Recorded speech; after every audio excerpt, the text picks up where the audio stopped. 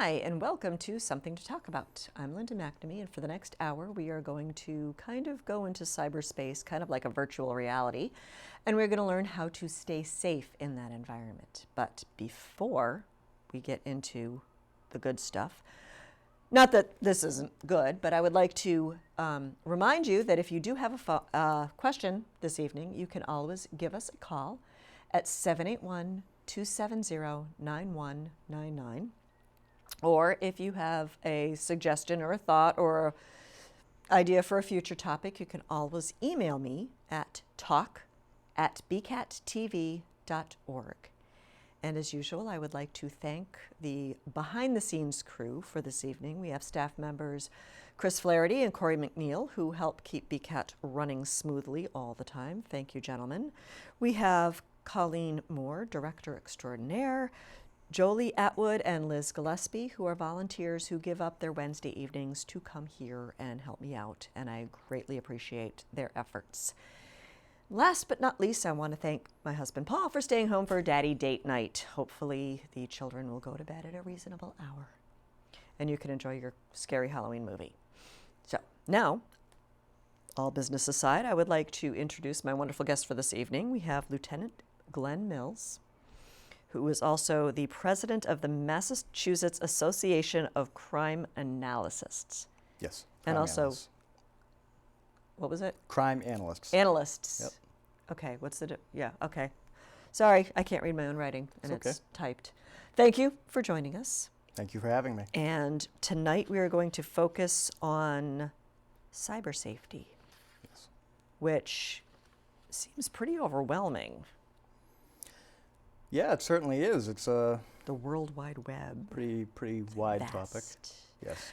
Okay, well, before we get into that conversation, everybody in our audience kind of knows who I am, but we don't really know you. So could you take a couple of minutes and tell us where you grew up, how you came to this area, although you told me before the show you grew up around here, Yes. and how you became involved and interested in working for the Burlington Police Department? Well, I grew up in Burlington. I went to Burlington High School. I graduated the class of 1988.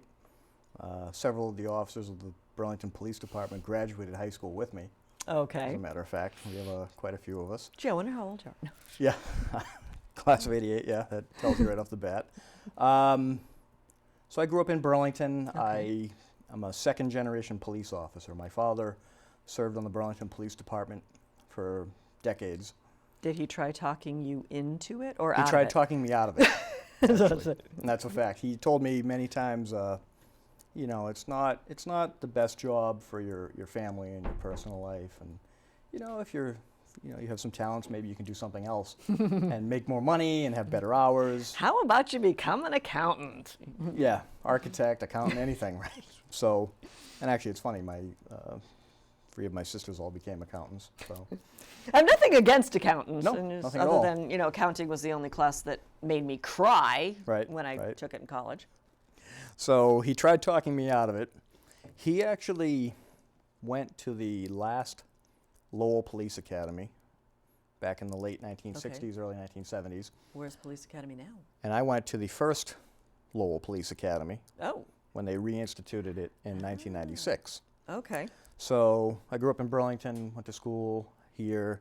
I worked for the town of Burlington as a school custodian. I started in the summers of 1984 Okay. and worked every summer and became a full-time school custodian in about 1989. Okay.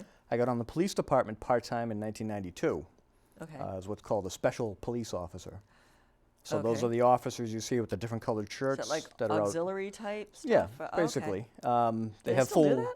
Oh yeah, they have full police powers. They have the same Okay. authority that I have, and we use them because we have so much work that we can't possibly have enough people to Okay. cover all the areas we need to. Hmm. So I did that for a number of years while I worked in the schools as a Okay. custodian, and when I got on in 1996 as a full-time officer, I went to the Lowell Police Academy. Okay. That academy was built on a community policing model. It was Okay. sort of the first of its kind in Massachusetts. Oh, okay. And the emphasis was not, it wasn't as much of a militaristic model, it was more of a, like a community, Partnership, yeah, sort of a community college partnership. type model. Okay. We still did all the running and exercise and we ran 10 miles at the end, and we did everything else that all the academies do. I would fail right there. Yeah, that was something. But it was a great academy, and it was a great learning experience, and I made some good contacts through that, and learned a lot about community policing in other cities, how Lowell was doing it, how Lawrence was doing it at the time. Okay. And it seems like something that now is becoming a bigger, hotter topic. Okay. So they're telling us again, hey, we have to do community policing, but here in Burlington, we've been trying to do it all along. Yeah. Ever since, I've lived here for about 14 years, and it always seemed like there was a big emphasis on community involvement and community relations type things. Now, was this concept new when you went through the department, or when you went through the academy, or was the department already starting to think about this? It was newer. Back at that time, we were using a traditional policing model, which would consist of random reactive patrols. Okay. And when you do random patrol, you get random results. And funny how it works that way. yeah, but Burlington, I mean, being the type of community that we are, we still had a good community connection. Okay. A lot of people in the Burlington Police Department grew up here, Okay. have family and friends here. Their children go to school here. Mm-hmm. So we've always had a pretty strong community connection to begin with. But it was the aspect of actually working with the community and giving them more input into how we do our job as police officers, and trying to open things up a lot more than the traditional model. The traditional policing model is more of, hey, we're the police and we do what we do. Do what I say. Sometimes, yeah, unfortunately. And which you still need to do. Sometimes you do, yeah. But that's not the model that we've really followed for too long. Okay. So what exactly, you are president of the Massachusetts Association of Crime Analysts. Yep. What exactly does that do? And is that like a whole statewide organization? It's is it part of a national organization? It's a professional organization. Okay. Crime analysts, when you say, hey, I'm into crime analysis, people think of TV shows like CSI. And forensics. Law and Order. Dun, dun. Yeah. Right. Okay. Well, crime analysts, civilian crime analysts, they go crazy when you say that, because it's nothing at all to do with forensics and blood pattern analysis and things like that. It's more of, if you've seen television shows like The District years ago, where they had crime mapping. Okay. The Wire is a TV show that was on HBO where they did ComStat meetings. Okay. And the agencies are driven by analysis. So it's no longer random reactive patrols, but we say, well, here's where the crime is, here where the car crashes are. Okay. These are the times that we need to be there. Okay. And not only is it just, hey, go out and just make arrests here. It's looking at other strategies and tactics that might work more effectively. Maybe we can redesign a road or enhance the lighting. Preventative or a proactive. Yep. Thank you. Yep. So the crime analyst, they're really the only person in most police departments that their full-time job is thinking about crime. Okay. Which sounds sort of funny when you think, well, don't all police officers think of crime all the time? Well, no, not really, because most of our job is community service, answering calls for service, helping people with a number of things. We also have other tasks that we have to do throughout the day, a lot of administrative things, paperwork, court. The crime analyst, their job is to simply look at, here's all the crime, here's what's going on, the statistics, the maps, the links between people. If you do intelligence analysis, you're looking at groups of people and how are these criminal organizations set up. And you might do a link analysis chart where you could say this is the leader of the organization, these are the people who talk to each other. It can be telephone toll analysis, looking at communications between people and how much they communicate. It could be. So you actually do some of this analysis? I can do a lot of these different things. Okay. Now, typically, we don't have a lot of need for it here. Okay. Which is a good thing. It's a great. It's a great thing to have. And my primary duties are patrol. I'm the lieutenant in charge of the day shift, 8 a.m. to 4 p.m. Okay. So that takes up the vast majority of my time. So I have these other things that I could do. Okay. But I don't really have time to do them all. Okay. So I'm involved with the Mass Association of Crime Analysts. I got involved in that organization back in 2004. Okay. I became the vice president in 2006, in charge of setting up training programs. Okay. And then in 2010, I was elected as the president. Cool. Right now we have approximately 155 members. And not just Massachusetts, we're the de facto New England or Northeast Association. Cool. Okay. So we have members in Canada, Ontario, all the way down to New Jersey, and all the way out to Austria. Oh. And we're also a part of the International Association of Crime Analysts, which has Okay. about 3,800 members around the world. The Mass Association of Crime Analysts, we set up a monthly training. We will have meetings at different police departments Okay. or universities. We also have academic partners that we work Okay. with. And we'll do a training every month and have a meeting. So you're basically training members of a department to go back and look at their community. Yes, exactly. Okay. So we'll learn new skills, how to use databases, how to Okay. use mapping, the newest tools and techniques, Okay. and looking at other aspects of crime and things that you can do to reduce it. Okay. Then we run an annual training conference every year in May, a Okay. 1-week-long training conference. And despite being a smaller association, Crime Analysis Association, we do get the bigger names in law enforcement and policing, like Bill Bratton has Okay. been at our conference. Ed Davis, the chief of the Boston Okay, Police yep. Department, has been there many times. He'll be coming in our next conference this Where May. did he go? He left Boston. He's doing training, consulting, Okay. that sort of thing now, yeah. So, I try to avoid watching the news because yeah. it just depresses me. yeah, yeah, that's a good way to be happy. And right now, I'll be so happy on November 9th, when the election's over. Yes, that will. We're not going to get political now. I don't know what people are going to talk about after the election's done. Well, we'll find something. But yeah, and it's funny. Crime analysis is a good thing. It's actually good to know what's really going on as opposed to what people think is going on. Okay. So, for example, I'll tell people, well, do you know that crime is down in the United States? Well, if you watch the news every night, you think that crime is very high. Running rampant, and yeah. running rampant. Well, it's not. Okay. Our crime rates in the United States right now are Just down. a slow news day. They're down at 1965 levels. Wow. So they're down to the levels we haven't seen since the 1960s. Now, last year we did have an uptick in homicides in certain cities. Okay. But overall, nationwide, homicides have gone up slightly, but all the other crime is going down. It's sort of plateaued. I don't know how much lower we can go Okay. because we're down now to the 1960 levels that we were Wow. at before. So anyone who says crime is going up or crime is horrible, and it's not true. It just factually is not true. It That's feels good that to way. know. People feel that way because they Right. watch the news, they see these horrible things happening. But I can tell you as a crime analyst, and I watch what's going on everywhere, and I look at the Okay. numbers, it's just really not true. This is Cool. why we need crime analysis. There you Otherwise, go. we all feel that the world is out of control, and it's really not. So that kind of triggers my next question that I just thought of is what do you do with those numbers when you find them? I mean, is there some kind of public relation or public, outlet where you say, hey, look, crime is going down? Or is it just conversationally, or what do you do with those numbers? It depends. So every year, the Burlington Police Department does an annual report. Okay. You'll see that when you vote in the town elections. Yep. They'll leave the copies out. Little book as you And leave. all those statistics and everything, they're done mostly by, we have 2 other people in the police department that, even though I'm the president of the Mass Association of Crime Analysts, Okay. I don't actually do all the work. The work is done by Detective Jim Tiggs Okay. and Kate Curtis Bozio, who's a clerk / Okay. crime analyst for us, Oh, a cool. civilian employee. Neither one of them has full-time crime analysis duties, but they do other projects. Okay. So they both have their specialties, and mostly Detective Tiggs would do the annual report and pull those numbers every year Got it. so that we can take a look at, hey, this is what's going on in Burlington. Okay. This is where we're at for calls for service, crashes, arrests, citations. Just sort of a Okay. rundown of all the numbers of things that are going on. Neat. Yeah. Guess I should read that next time I go vote.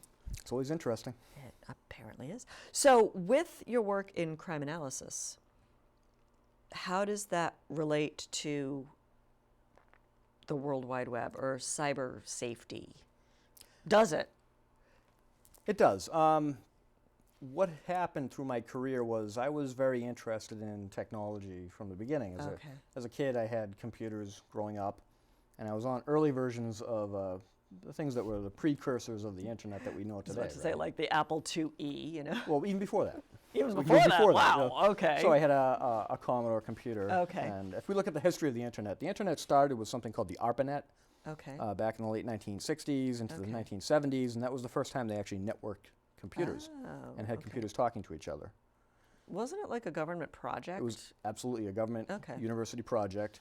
If you've ever seen the TV show The Americans, Russian spies here in the U.S. Okay. and one of the plot lines is, oh, ARPANET, we must get to ARPANET, right? Okay. So that's one of the things that the precursor to the internet started with the ARPANET, Okay. and then we saw an evolution. And one of those evolutions was a company called CompuServe. Okay. CompuServe had a CB simulator, and for kids who you have to explain, this is a CB radio. Yeah, I had one. Right. So people over a certain age know what a CB radio Okay. is. Kids today don't know what that is. But at the time, So what? it was sort of Okay. like a CB radio with multiple channels, and you could talk to people. Okay. So when I was about 13 years old, I was on CompuServe and talking to people around the country. Okay. I found it interesting. So as time went on, and when I got in the police department, I figured out after a few weeks that, wow, technology is a big part of this job. Okay. It's not just running around and doing things. Chasing the bad guys. Writing parking There's a lot tickets of yeah. writing reports, Okay. which is all on computers, and there's a lot of information. Most of our job is dealing with, if you think about it, really information of some sort. And what do we do with that information? Yeah. Information, we make an arrest, so we have to take the information from the arrest and put it into a report, bring the information to the court, and things get processed down there. Okay. So we deal a lot with massive amounts of data and information. Okay. And I thought, well, this would be good to get into crime analysis. Okay. So where it paired into the internet was because people with a knack for technology would get into crime analysis, they would also be sort of picked to be involved with social media efforts Okay. and online investigations and anything like that. So okay. I sort of wound up where I'm not really officially in charge of any kind of technology in our department. I sort of tried to help whenever I could, Okay. and that grew into social media. Okay. So we're all familiar with social media. We know what that Facebook, is now. Twitter, It's and- ubiquitous, right? But Yeah. at the time, let's say, for example, MySpace. Yes. MySpace was fairly new at one time. Now It's gone. it's old news, yeah. Is it still around, or is it? Yeah, like it's still absor- there. Okay. Oh, yeah, it's still there. But I had the idea years ago. I said, why don't we have a presence on MySpace? Okay. Because all the kids are on here, and we should be community Yeah. police, and we should be talking with them. Well, that wasn't. Today, that sounds like an obvious thing, Yeah. but at that time, it wasn't something a lot of police departments were Yeah. doing. And back then, kind of a funny side story, if we go off on a tangent, Hey, um, why not? I said, wow, it's kind of strange. The FBI is here on MySpace. They have a MySpace page, the FBI. Well, I don't know if you ever met anyone from the FBI, and I don't want to Okay. insult them, but they're not like the hippest, Understood. coolest, right? Yeah. So I thought, well, that's unusual. And I learned years later it was a teenager in Ohio had set up a page pretending to be the FBI. And people on MySpace were literally sending him tips like, tips. my neighbor's a drug dealer, my neighbor's a terrorist. This really happened. No! Right? You can look this up. It's a very funny story. I don't think I know how to look it up. Yeah, but the My one thing I thought smartphone's was smarter than I am. So, really you know. funny about that, I said, wow, anybody could pretend to be anybody else? online, even the FBI. Oh, okay. And the FBI didn't know about it for a while. So Because they weren't on MySpace. they weren't on MySpace. So that led to learning about cyber crimes and saying, well, what can we do? Because I think I see trends and things Yeah. that are going to happen in the future. Okay. And what are we going to do to prevent those things that are going to happen in the future? Oh, okay. So I said a big component of this is educating people. Okay. So I believe that we have to be on social media. And when Twitter came out, I believe it or not, I thought back in 2009, probably even before that, wow, this sounds like a really stupid idea. 2006, that's what it was. 2006. know. Because Twitter just turned 10. Okay. This sounds ridiculous. 140 characters, and who's going to use this? Yeah. But it actually turns out Jack Dorsey, one of the inventors of Twitter, worked on police computer systems Really? in this area, Oh, cool. and he liked the way that we talked on the radio. Brief, short messages, information Oh, okay. getting out very quickly. Okay.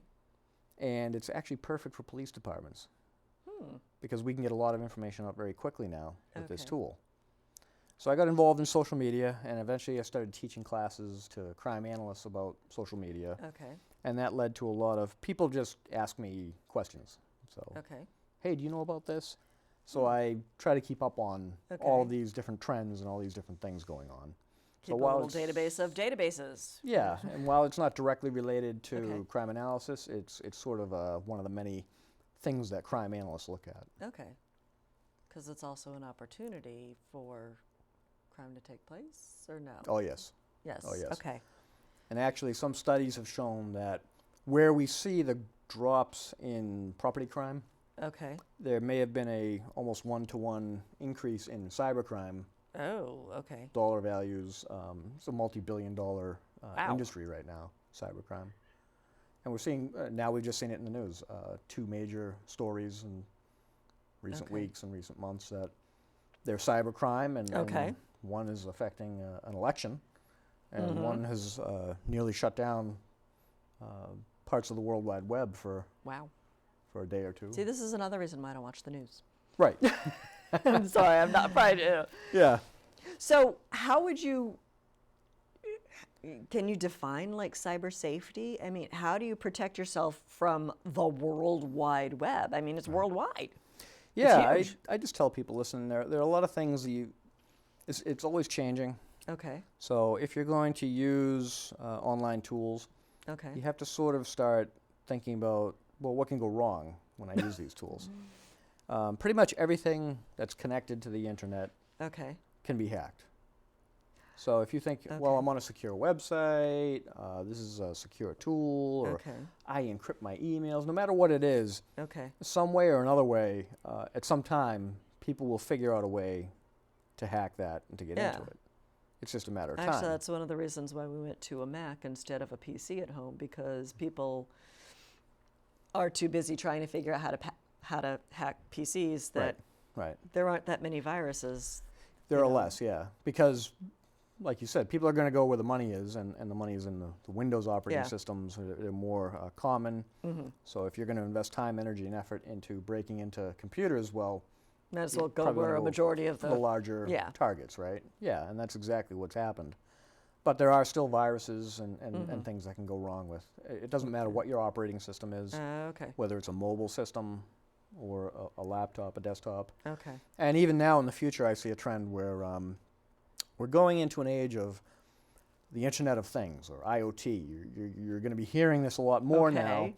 What And is- that's what where is you that? have your smart home, your smart refrigerator, your smart thermostat. Okay. All these devices in your home, Okay. they're being connected to the internet. Really? Now, it's really good for convenience, Well, because cars are kind of already with, Yes. you know, like the GPSs and Yes. stuff. and cars can be hacked as well. Okay, what would be the point of hacking a car? Well, if you have bad intentions and you want to hurt someone, Okay. think of terrorism. Oh. Why would okay. they maybe want to drive a car without somebody in it? Right? Okay. So there are got a lot of different applications. Okay. So I'm not trying to get ideas. I'm just thinking, no. little old lady driving to church on Sunday. Why would you want to take over her car? right. But Well, think about when you're walking through a neighborhood. If you wanted to break into 100 cars, would you rather smash 100 windows, or would you rather go on your smartphone and unlock all the cars? oh. See, that's the problem. I can't think like a criminal. Right. Right. So when you're saying, what could possibly go wrong when you're sending out I don't even know where to begin. Right. Well, I would just tell people, listen, you can't be afraid. You can't live your life in fear. Okay. So that's the first thing. A lot of people won't do things online because they're afraid. Okay. Well, there's a certain amount of risk that you're taking by waking up in the morning. and- Exactly. Right. You're taking much risk crossing the street. Exactly. You know. You take a shower in the morning. Well, how many Americans die every year falling in the shower? It's more than terrorism. Might get struck by lightning, and the lightning might come Exactly. through the pipes. And Exactly. Yeah. So all Okay. these things happen. So we can't really get rid of the risk. Okay. So what we should do is take steps to reduce our risks. Okay. So for example, your operating systems, you want to have an antivirus program on your computer. Okay. You cannot run a computer without an antivirus program unless you're just kind of a wild and crazy person. Unless you're still on a Commodore 64 computer. If you're on a Commodore 64, sure. Recently read somebody still using one. Oh yeah. Oh wow. Okay. Yep. So you want to have an antivirus program. Okay. You can A lot get of computers them, now come with. They usually have something pre-installed. Some of Okay. them I don't personally like. I think they're too heavy. They slow your computer down a Okay. lot. But there are some free alternatives out there. I can't really recommend any particular products. Okay. In my I position. will not but- ask you for any endorsements. But I can tell you that there are free alternatives out there that are very good. Okay. So how would you find out? Like, how would you do research? So Could the you- technology magazines are very Okay. good about writing reviews. Okay. Pretty much any major antivirus vendor, they're all pretty good. Okay. This is what they do all the time, full time. Okay. So, maybe one of these companies will have a weakness or something will happen Okay. with them, but it's sort of an inevitable thing that you think about millions of people out there trying to crack these systems all the Yeah. time, and it's just a battle back and forth between, can we keep the doors locked and Okay. can I open the door? So you have to have an And antivirus if you pick this program. lock, then, you Yep. know, it's, okay. The important thing with antivirus programs, though, a lot of people forget to update them. So you can't just put your computer program on here one time and think It's gonna, on there, it's safe. It's there, I Yeah. have it. But in the long run, you have to keep updating it. And Okay. that's very important because new varieties of computer viruses Kind come of like out. the flu vaccine. Exactly. They're Every year constantly, you got to get one. they're constantly evolving. And that's a great analogy. If you think about cyber hygiene, right? You know, Okay. if you don't want to get the flu, you wash your hands. And when people are coughing, you don't go near them and things like that. Well, with your computer, you want to keep a good antivirus program on there. Okay. You want to avoid websites that are riskier. Okay. You I've want noticed to even like Facebook has like the little circle, the green circle with the check mark saying this is a safe yes. link. When you're on the web, depending on whatever browser you're using. Okay. Personally, I don't use Internet Explorer myself. Okay. But Google Chrome, Firefox, Opera, there are many browsers out there Okay. that you can use to access Safari on Okay. Macs, right? You want to make sure when you're on websites that you use HTTPS at the beginning. When you look at that URL, that address Yep. bar, when you have that S on the end, now you know you're in Secure. a secure, more Okay. secure website.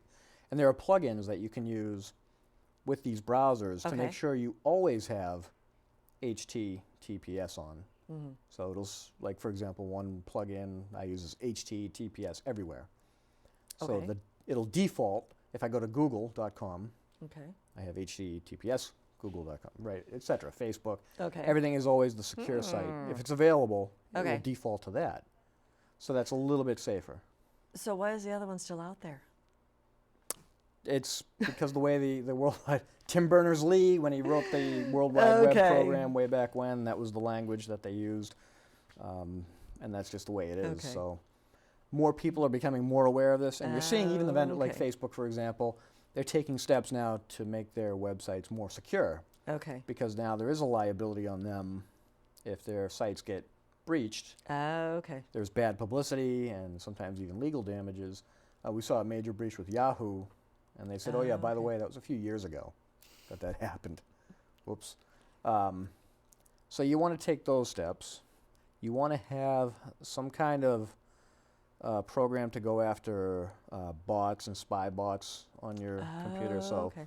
for example, even I can say, hey, it's free. It's SpyBot Search and Destroy, Okay. or other programs that go after those spy bots that are on your computer. So what that is, Okay. a computer virus is a program that's introduced onto your computer, Okay. and it might have multiple purposes. It could be just to inflict harm, or it could be to steal information from your computer, or to use your computer as a device to attack other websites or other Okay. computers.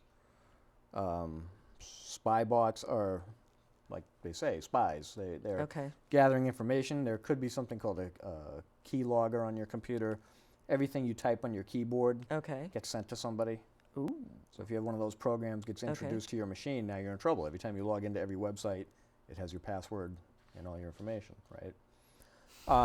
So you want to take all these different I'm steps. just laughing at some of the jokes that are out there about, the password must contain, Oh, yeah, yeah, sacrifice to some, right. The key with passwords, now if you want to get into passwords, the key with passwords is everything that I've read in the past several years has said all of these companies that make you change your password every 30, 60, 90 days or whatever, that actually does nothing to increase security. Okay. Study after study has shown. Just makes me more annoyed. It 'cause does. It's like, okay, what's the password And then people today? start writing their passwords down, or they'll email themselves their password, right? All these bad behaviors Yeah. happen, these bad hygiene, if you will, right? Well, I wouldn't email it to myself, but yeah, I'm one But of those guilty people- people that writes it down. Yeah, people will do that. So that doesn't work. what does work with passwords, the longer your password is, the better. Okay. It's about having a longer password, because the way that people will crack your password, they have something called a brute force attack, where a machine will just keep guessing your password over and over again. Well, if you have a short password, or your password is password, 1, 2, 3, 4, 5. 1, 2, 3, 4, 5. This all also these happens to be the combination of my luggage, but right.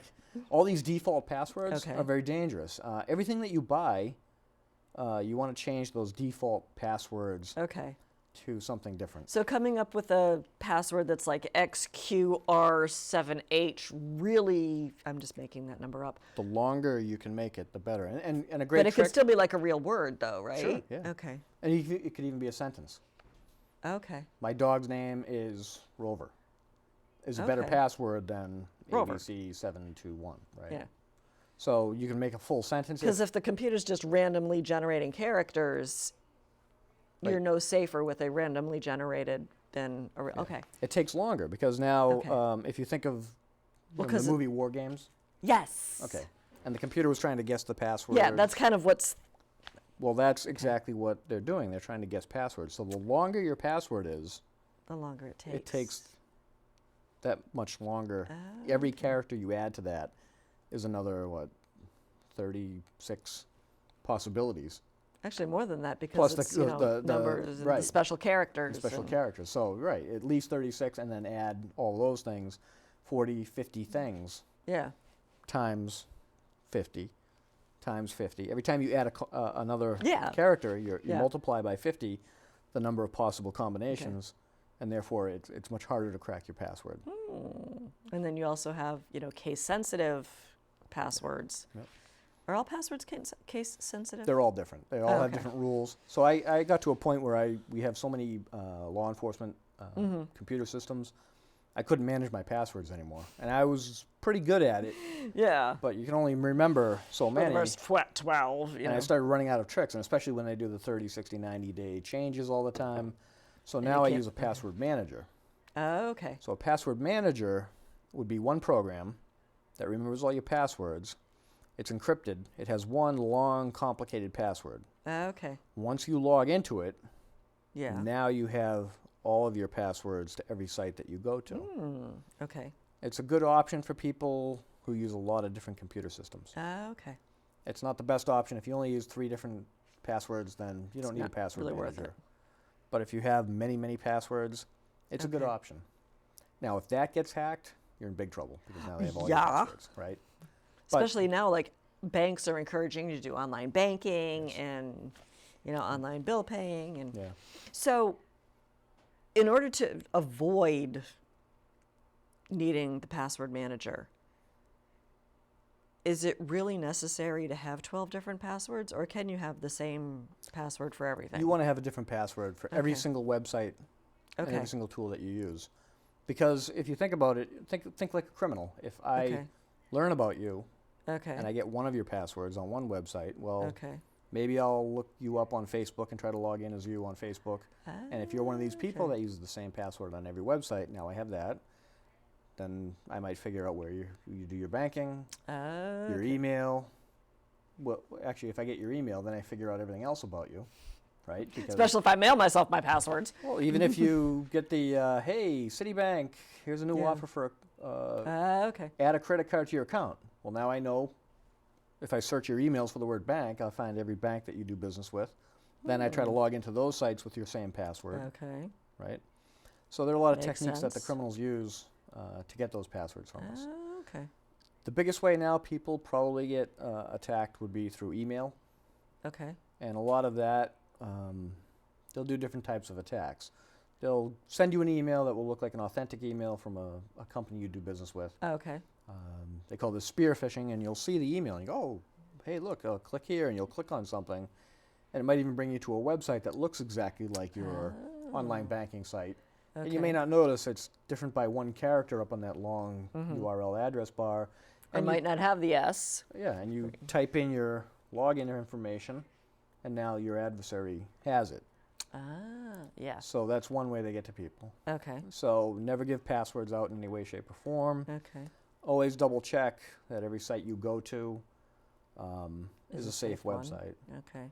So emails, they'll trick you by trying to send you something that you feel like you have to take action on. Okay. If you get an email saying, "Hey, your credit card's been compromised. You have to fix it now." Click here. Yeah. And you panic for a split Yeah. second. You click on the link, and then now you say, "Oh, I have to log in and give my information." Well, they've got you. Yeah. We want your social security number, your date of birth, Right. and yeah. And these are the same tricks people will also use on the telephone. Okay. We've seen some recent scams where they'll The call IRS your is house. calling you. Besides the IRS, let's go back to the computers. Oh, okay. Windows. This is Microsoft. This is Oh. Microsoft support. Okay. Well, you have a problem with your computer. Can you just log into this website for me? And people will fall for that. So Whoops. that's how they get your password. Or can you just tell me what your Okay. password is again, just to make sure? And sometimes people will not thinking, they'll say, "Oh, Yeah. it's ABC123," and Yeah. give away their password. This also transfers to these other types of scams and online Now, is crimes this that we're like getting more into. than when they call you? Yeah. Where like if you have a problem with, you know, a retail credit card and you call customer support and Yeah. they need to log in. Yeah, that's a whole different thing. Okay. You never want to give your information to anybody who calls you Okay. for any reason. Just pretty much. Because I they tell may or people may now, not be who they say they are. At this point, yeah, you have to doubt everybody calling you. Okay. There's something called spoofing. So when somebody calls you on the phone, you look at your caller ID and you say, "Oh, Bank of America." Yeah, but now sometimes I get phone calls from myself. Yes. But a technique Okay. called spoofing, Okay, so it says like Bank of America. I could make my phone, when I call you, your Okay. caller ID, I can make it say anything, whatever I want it to say. Okay. So we've had people with scams, it'll come up as the IRS, Okay. Internal Revenue Service. It'll come up as the Burlington Police Department. Oh, wow. It'll come up as Bank of America. Okay. As any agency, any person you can think of. Yeah, the It's very Sheriff's easy. Department was having issues with people pretending to be them. Yep. So that's called spoofing. It's Okay. using computer technology in order to alter the signals that you get for your caller ID on your phone. So you get a phone call, and you say, "Oh, it's my bank. There must be a problem." And you answer the phone. "Hi, this is Bank of America. Hey, I think your card was, your credit card Okay. was compromised.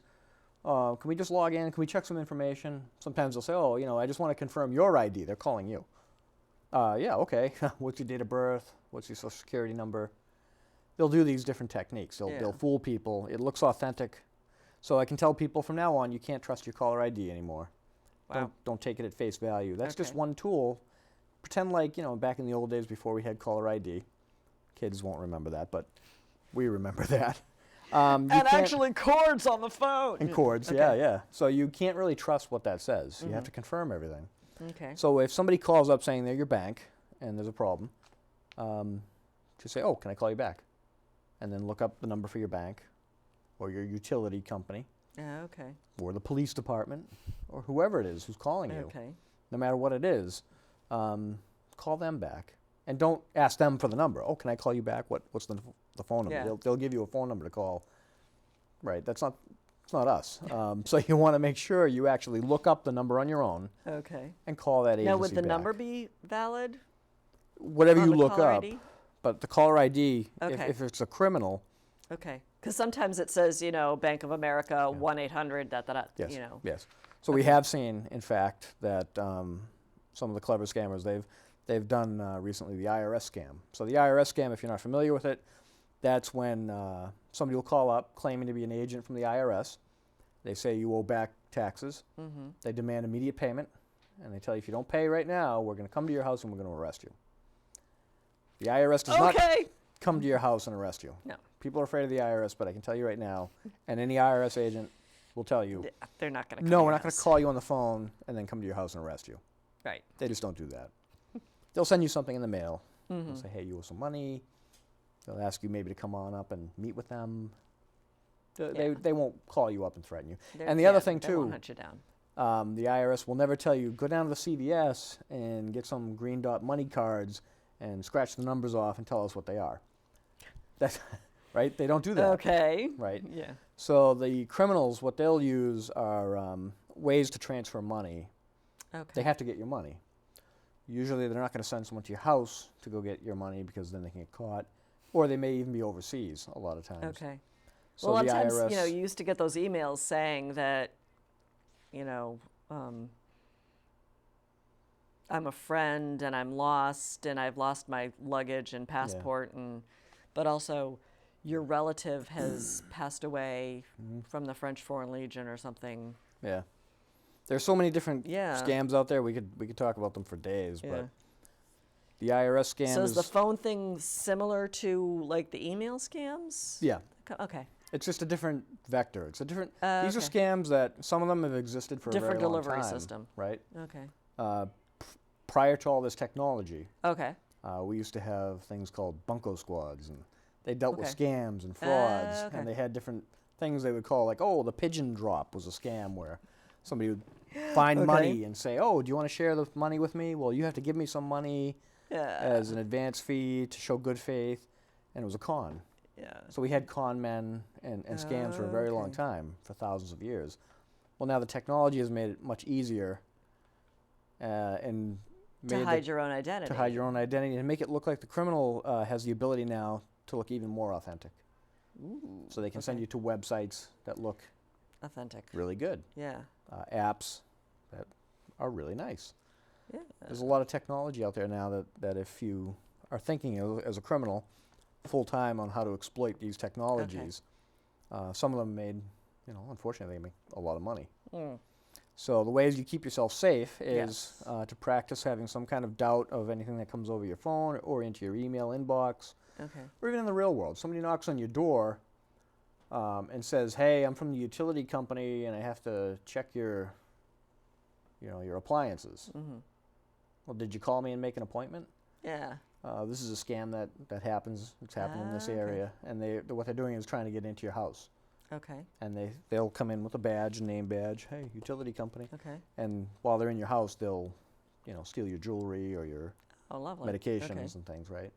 So it's just letting people in. So Okay. try not to let people in your email.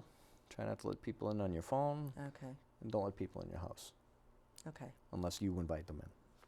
Unless you plan ahead. Right. Okay. Now, I just kind of glanced down at my notes for a second, and I'm thinking like smartphones. Mm-hmm. My phone is smarter than I am, I feel sometimes. Yeah. Now, there's like location enabling. Yes. Is that a good thing or a bad thing? Or why would I want to do that? And why would I not want to do it? So pretty much every application Okay. that you put onto your smartphone, if you can block those applications from having access to different functions on your phone, Okay. if they don't need access to your location, Okay. you should probably deny it. Okay. Unfortunately, a lot of apps require location information to work properly. Okay. So Like a GPS. like a GPS, right? Although sometimes I think on my phone it is disabled and I have to like type And in turn my it on. address or type in. Yeah. So that's usually a good Okay. thing. So for example, where it becomes a problem would be things like social media. Okay. So if you're on Facebook, if you're on Twitter, Okay. if you're taking photographs with your smartphone, Or or actually like- any computer, Okay. every time you take a photograph, there's something in that photograph called metadata. Okay. And in photographs, it's called EXIF data. And you can actually extract GPS coordinates, Okay. date, time, device, owner information. Okay. Every photograph that you take digitally now has some kind of information. Okay. Pretty Encoded much, in it. yeah. actually, every file you create in any way, shape, or form, Has Word that. documents, Excel Okay. spreadsheets, PDFs, Wow. pretty much everything you Everything. make on a cell phone or a computer Okay. has data behind the data. Okay. So here's what we see in the picture. However, if somebody knowledgeable gets a hold of that picture, Mm-hmm. they can actually extract data from it and say, oh, here's the location. Now, years ago, Yeah, Linda's in Disney World right now. Let me go Right. to her house. And, and that's something I want to come back to too, okay. right? All right. But We'll have to do let's that soon. say years ago, if you've seen the television show Mythbusters, Yes. these are two Love that show. tech-savvy guys. Yes. Well, one of them at one time took a picture of his brand new Jeep out in his driveway, Mm-hmm. and he posted it online. Okay. And a short while later, everyone said, oh, this is where you live. Because he took the digital photograph, he put it up online, and people were able to extract that metadata, Oh, okay. that EXIF data from the picture, get the GPS coordinates, because when he had it on his cell phone, he took the picture. He had not shut that off. Whoops. Right. So this can happen. So you have to. And he should know better. Yeah, and he, unfortunately, he wasn't thinking of that at the time, but that's a hard way to learn that lesson. Yeah. So what we've seen, though, is over the years now, Facebook has scrubbed that data. You used to be able to go into Facebook and pull people's pictures up and pull the data from them. Okay. You can no longer do that. Oh, Facebook caught on, and they said, oh, we have to shut that off. Okay. So they scrubbed the data. I didn't realize they did that. Yeah, the major social networking websites now scrub all that. So the average Joe can't go in there and pull up your pictures from Instagram, Facebook, Twitter, you name it, and pull that data out anymore. Okay. So that's a good thing. Yeah. But let's say when you are on Twitter and you post, hey, I'm doing this or I'm doing that, locations come up. Well, Facebook checking in. Checking in, yeah. It was I'm not a big fan of that myself. And getting back to the other thing I said I wanted to touch back on was, when you go away on vacation, please do not post pictures and information. I'm at the airport now. Yeah. Right. People do it all the time, I know, but the problem with that is, unless you know your account is very secure and you only have very few people that you trust can view that information, pretty much you're telling the entire world. You could be on this television show right now saying, hey, I'm going away on vacation next week, and this is my address, and I'm not going to be home, so please don't break into my house. Right? You're telling everyone all this information. I'm going away for a week, and no one's going to be home. Right. It's just a bad idea. I recommend take a million photographs, have a good time on vacation. When you get back from vacation, that's the time to post all the photos from your vacation, not while you're away and nobody's at your house. Yeah. That's a bad idea. Well, I've been trying to practice that very theory of not posting anything while I'm away. Yeah. But then inevitably, like, I post something that's totally not related to my vacation. Right. And then somebody's like, oh, are you having a good trip? And I'm like, ugh. Yeah. Delete. Yeah. When you go on vacation, take the if your hotel has one of those safes, just throw it in there and leave it in there, right? Or stay off those sites. Exactly. Because you think about all the information now that we give away about ourselves. A talented person can find out nearly everything about almost more than half the population of the United States. Wow. You can dig up a lot of information if you're knowledgeable and if you are willing to invest the time into doing the research. Okay. So I see it with analysts. Analysts look at criminals and they dig up an awful lot of information and every little detail of that person, that target. Well, the criminals are doing the same things that we're doing. Exactly. And they can dig up all the information about you. This leads to some other scams that we've seen. Okay. So, for example, you have a young person goes away on vacation. They post it all over their social media. Hey, I'm in Cabo, having a good time, right? Spring break. Spring break. It's a great thing. Well, a smart criminal can look at that and say, well, okay, John's in Cabo, and now Grandma's on Facebook because our grandparents have all gotten onto this technology. Exactly. Because that's the only way they can communicate with their grandkids. See the pictures of the grandchildren, right? Well, if a criminal sees that, then they know, here's your grandmother. They know you're on vacation. They know where you are. And now there's a thing called the grandparent scam. And this is one type of a scam that we've seen in a variety of virtual kidnapping. Okay. People, right? So the grandparent scam is your poor grandmother gets a call in the middle of the night saying, hi, this is John. Grandma, I'm down in Mexico and I got arrested and I need money for bail. Otherwise, they're not going to let me out of the jail in Mexico. So I need the money right now.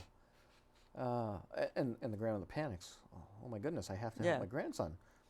And they will run down to the bank or run down to the local store and they'll find the money to transfer to an account that's overseas that is never seen again. So it's one of those scams. They rely on the person's vulnerability, but they have a lot of intelligence. They have all the information. Okay. If Grandma asks, John, why do you sound different? Oh, it's because I have a cold, or it's the phone line. Oh, okay. Yeah, and Mom and Susan, they were talking to me earlier, Well, they know that because they have all your information from your profiles. Yeah. So they have a lot of information that they can relay to make it more believable. Okay. So that's the grandparent scam. And the less information that you can put out there to anybody, the better. So for social networking like Facebook, you want to have as much privacy on your profile as possible. You have privacy settings. Now they even allow you to do a privacy check. I recommend that. Okay. So you want to set your Facebook account up, and you don't want to accept friend requests from people you don't know. Right. Now we tell kids this, but kids, you know, they have 500 or 600 friends on a social networking site. Well, you ask them, do you know any of these people? About 10 of them, 12 of them, 50 of them at the most. They don't know the other 250, 350 people that they're friends with. Okay, I'm not that bad. Yeah. But I know the people, but... But you see it all the time. If you click on any of your acquaintances on Facebook, if you look at their profile, 500 friends. Well, do they really have 500 friends?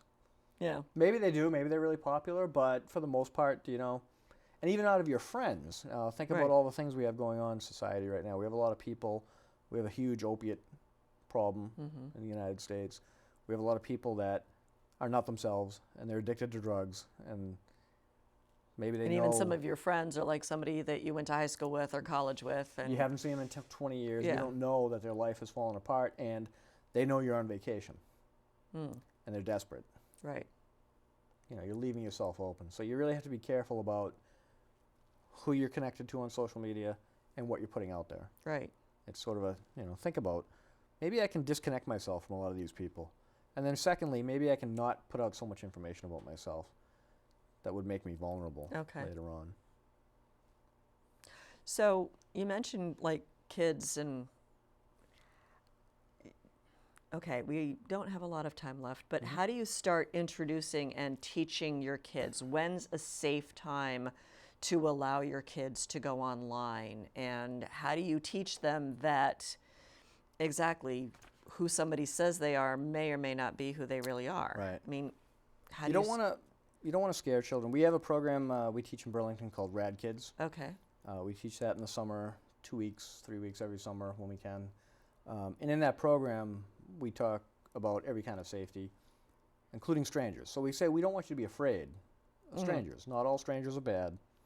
We just want you to be aware and thinking about these things. So with your kids, when you're talking about cyber safety, you want to let them know from a pretty early age, oh, did you see that story about the person pretending to be somebody online? And they really weren't. You have to explain that. You have to have these conversations with them. I recommend parents, when you have your children, when they're first learning about computers and online, that's a great thing to do together. Okay. You really don't want to have your kids having computers with internet access alone in their bedrooms where you can't see them. You want to have it out in the open. Put it in the living room. Put it somewhere where you can walk by at any time and look and see what they're up to.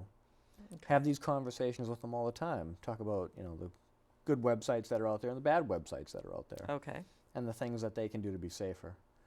You can't, and if you don't know anything about technology, you're going to have to learn.